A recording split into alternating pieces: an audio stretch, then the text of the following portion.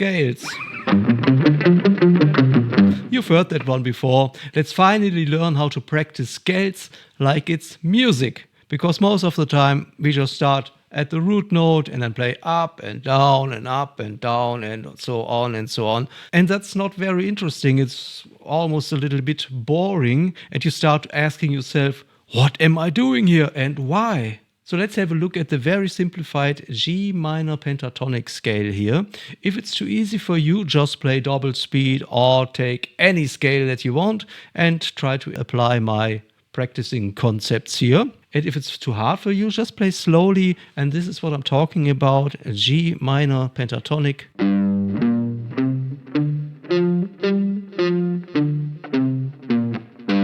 Most of the time I play alternated picking, like down, up, down, up. But you can also play only downstrokes.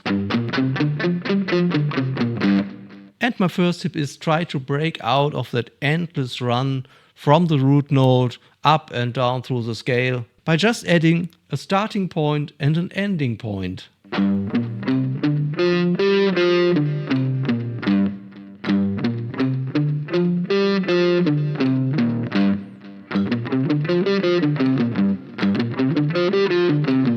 At first it sounds like always, there's no big difference, but after a few runs you notice, oh, it's a bit more musical because it has a starting point and an ending point. You can really follow along. You know, this normal run could be everything. But this sounds a little bit more like a riff. And I'll show you a very important and powerful trick I try to do with every scale if I can. The idea is when I can start at the deep root note and go up and down the scale, I could also start with a high root note and go down and up.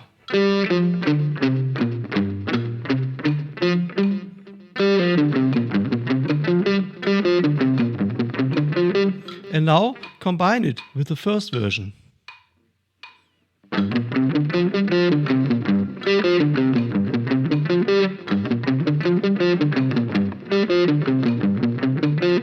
It already sounds a little bit more like music, right? And I have even more ideas. When it's possible to start on this note, on the root note, or on the octave, it should be possible to start on any other note in that scale as well. Like, for example, on the fourth. Okay, let's take this idea and create a lesson out of it. Going through all the variations, start at the root note, the next one on the second note in the scale, which is the minor third, and the fourth and the fifth and the minor seventh, and then the octave.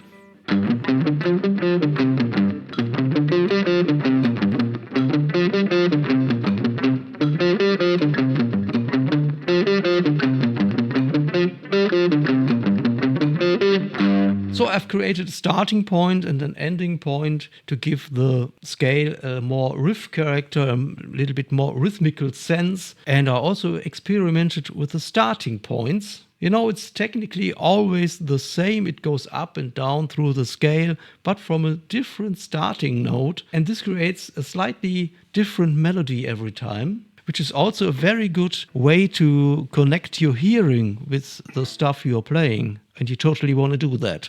And here comes another example of how you can practice your scales in a more musical way by adding more musical context. For example, we are playing in the G minor pentatonic. Why not adding a G power chord and play a little groove or something?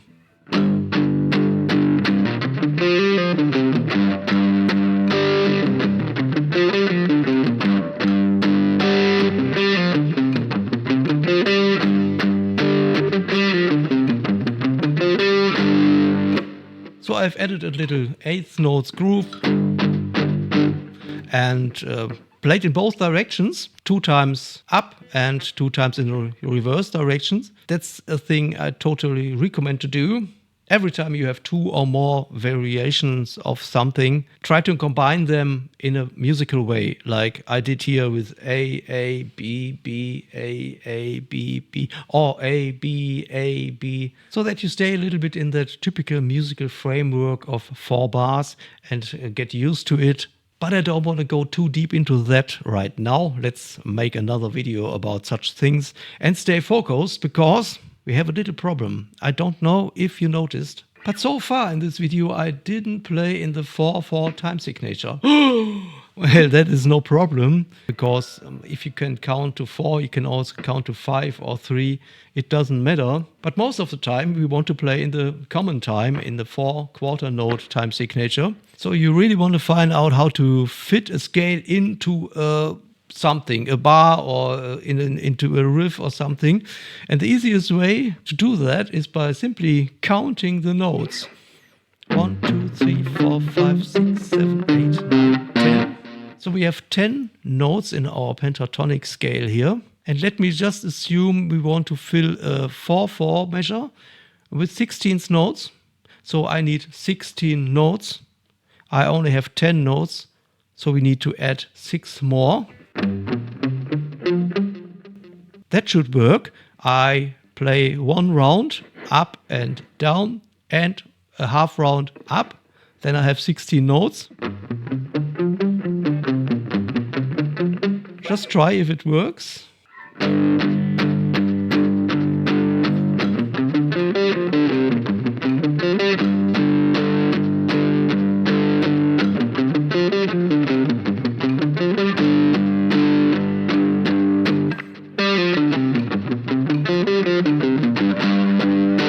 And that ending was a little bit crazy, and that's exactly what I want to show you here. Because when you do such experiments, when you think a little bit out of the box and reverse scales and have different starting positions, you also have different ending points, and that's what happened here. I played the reverse scale. And the last tone was also the first tone, so I needed to play it twice, which creates this rhythm.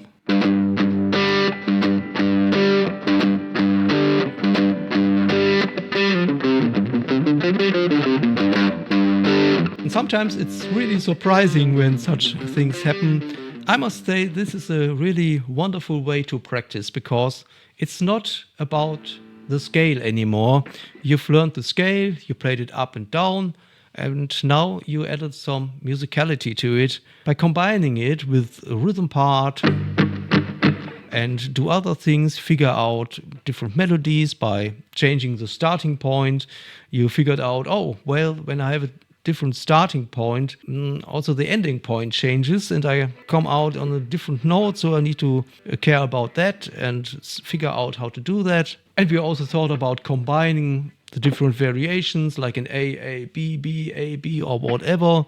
And that's actually the thing you have to do all the time. It's never like playing one lick or one scale up and down all the time for 3 minutes. No, a guitar player, every instrumentalist, to be honest, drummers as well, we have to play a cool groove, add a lick, then play another rhythm, play a solo, go back to the first rhythm, add another lick, and so on. And with this method, you're already practicing all of that, and not only the scale.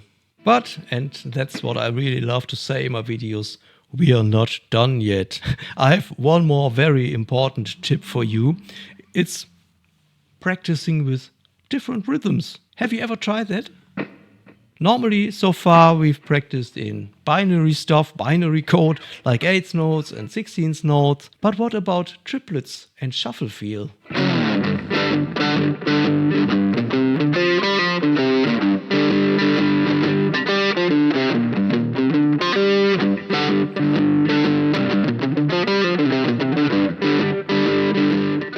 So let me know what you think in the comments, because I'm always looking for fresh ideas for new videos, although I have a long list of projects coming, and that's probably a very good reason for you to subscribe to the channel. I thank you very much for your support and hope you have more fun practicing scales now. My name is Markus. You've been watching The Ground Noise, and I hope to see you soon in the next video. Bye bye.